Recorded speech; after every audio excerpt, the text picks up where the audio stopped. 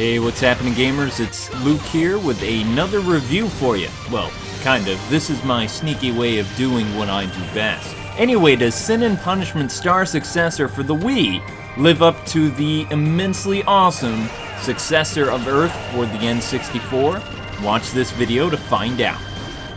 Sin and Punishment 2 Star Successor is an adrenaline-pumping, on-rails shooting, teeth-grinding, anger management testing, Star Fox Arcade treasure masterpiece.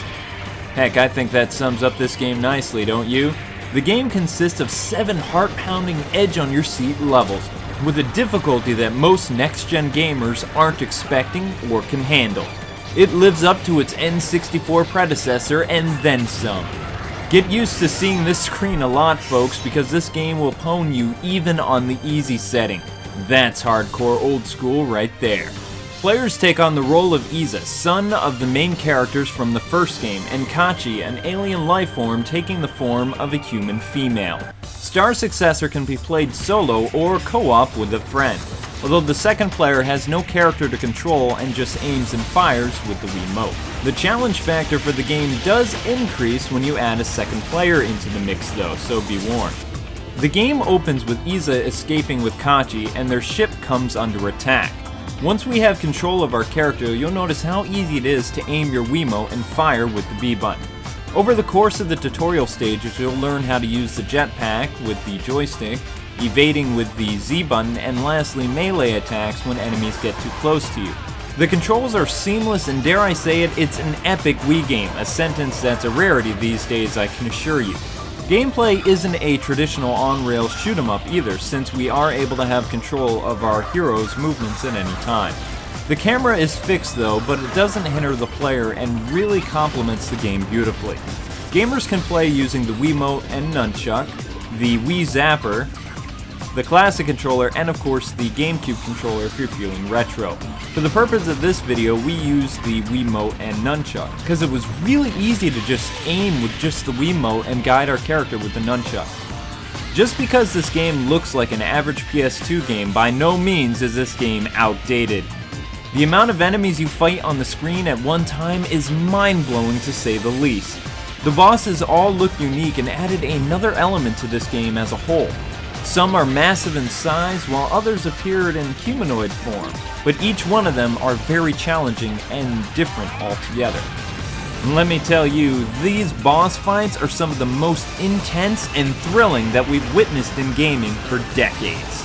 Treasure shows us why, when it comes to action games, they are still the kings of the industry.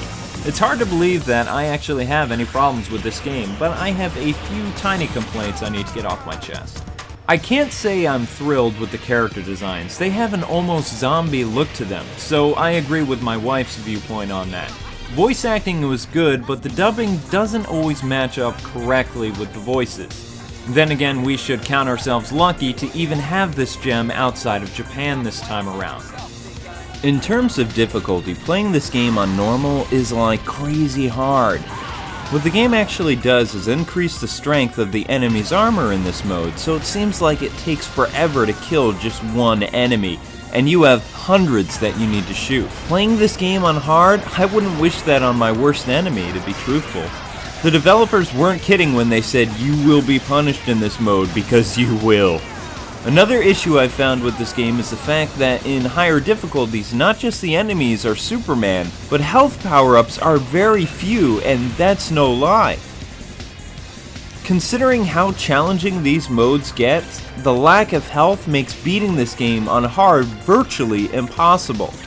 Sadly, these two difficulties can really suck the fun out of this game, and that is a crying shame to be sure.